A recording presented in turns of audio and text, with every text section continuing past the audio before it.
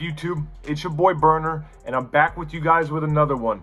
This is possibly going to be one of the craziest stories I've ever told you guys. Make sure you guys are subscribed to the channel, and please make sure you got all your notifications. It's that little notification button right next to the subscribe button. Click it and hit all. The reason I'm going to be telling you guys about this story is because I want to educate the youth on how deadly prison can actually be.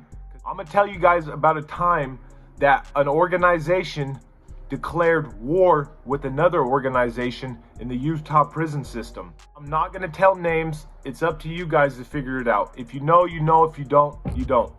So there was two groups in the Utah prison system, and they were not allowed to live with each other. Somebody from the federal system came down and told them there's no coexistence, which means those two people cannot be on the yard together. So they told them, you got 24 hours to take off. And if you don't take off on these guys, you guys are going to be deemed all bad. What do? There's about 8 of them in a section, and there's about 3 of the opposition that are in the same section. So the first thing they do, they go to the section. One of them rips a table leg off of a table and uses it as a bat. The other ones have knives and razors.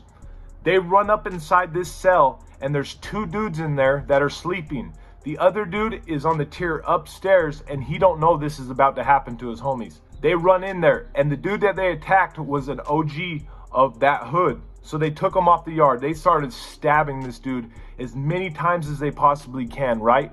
There's about 3 on one, about 3 on the other, and someone's keeping point. And they're stabbing this dude so bad. They're beating him in his head with the table leg. Pieces of his head was falling off, literally. And it was crazy. You would think the dude would have died, but he didn't die. The dude that got did not die. What's even crazier is after this happened and after they stitched him up, about a couple months down the road, it happened to him again. But that's another story I'm gonna get into. Make sure this story is always liked on my channel. Make sure you guys are commenting and showing the channel love. After this happened, he ended up going to medical, and they took all the groups and they put them on A and B day, which is A day means you come out Monday, Wednesdays, and Fridays.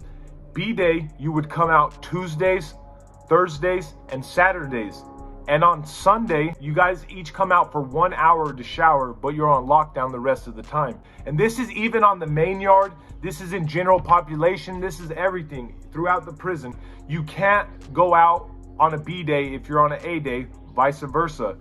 And this messed up everything. It messed up visiting. It messed up when you get to call your people.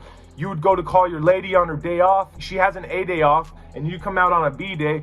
It was just a bunch of crazy shit. But the cops would honestly, they would pop doors on the wrong days on purpose. I know they would do it on purpose, and people would get got. It would be like 15 versus 2, and they're just getting stuck down in the section, and bodies are dropping. When I was in prison, I did 8 years, and there was like 7 to 8 bodies within that 8 years that I know about. Personally witnessed like it happened, and that's not other bodies that have happened. There was other bodies that happened in that prison that I don't know about, because sometimes the cops, they won't even tell you. There's one dude, he killed his wife and he went to the yard. They killed him for that. I'm not counting him.